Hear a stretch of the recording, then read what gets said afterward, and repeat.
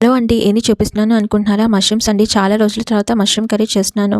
First time చేసినప్పుడు అంత బాగా రాలేదు. అందుకని ఎప్పుడైనా మష్రూమ్స్ చేస్తే మా హస్బెండే చేస్తూ ఉండేవాళ్ళు. ఈసారి ఎలాగైనా నేను చేయాలి అని యూట్యూబ్‌లో ఒక షార్ట్ చూసి ఇంకా దాన్ని ఫాలో అయిపోయి చేస్తున్నాను. తెచ్చి కూడా ఇంకా 2 డేస్ అయిపోతుంది. ఇంకా అలాగే పెట్టేసేస్తే పాడైపోతాయి అని ఇంకా నేను ట్రై చేద్దామని ట్రై చేస్తున్నాను.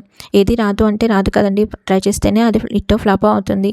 ఇంకా ఫస్ట్ టైం ఏం తప్పు చేశానో గుర్తుంది కాబట్టి ఇంకా దగ్గర పెట్టుకొని మసాలాలు తక్కువ వేసేసి చేశాననమాట. ఇంకా దీని గ్రేవీ కోసము టమాటాలు, జీడిపప్పు పేస్ట్ చేసుకొని ఇంకా పేస్ట్ వేసేసి మంచిగా ఉడికించుకున్నాను. తర్వాత అందులోకి స్పైసెస్ అన్నీ వేసేసుకున్నాను. పిల్లలు చాలా తక్కువ స్పైసెస్ తింటారనమాట. అందుకని చూసుకొని వేసుకున్నాను. లాస్ట్ టైం అంతా కర్రీ అంతా వదిలేసారు ఎక్కువ కారం ఉందని. అందుకని చాలా తక్కువ వేసుకున్నాను. ఇంకా అంతా మంచిగా ఉడికించుకొని అంతలోకి చపాతీలు చేద్దామని ఇంక ఇందులోకి కాంబినేషన్‌గా చపాతీల పిండి కలిపేసేసుకొని పెట్టేసుకున్నాను. ఇంకా చపాతీలు చేసేసుకున్నాను. ఇంకా మష్రూమ్‌లో ఉప్పు, పసుపు వేసి పక్కన పెట్టేసుకున్నాను. అవి కూడా ఇందులో గ్రేవీలోకి వేసేసి కొద్దిగా వాటర్ వేసి ఉడికించుకున్నాను. ఇట్లా మష్రూమ్ కర్రీ చేశాను. మీకు ఈ వీడియో ఎలా అనిపించింది? మష్రూమ్ కర్రీ అయితే చాలా బాగా వచ్చింది.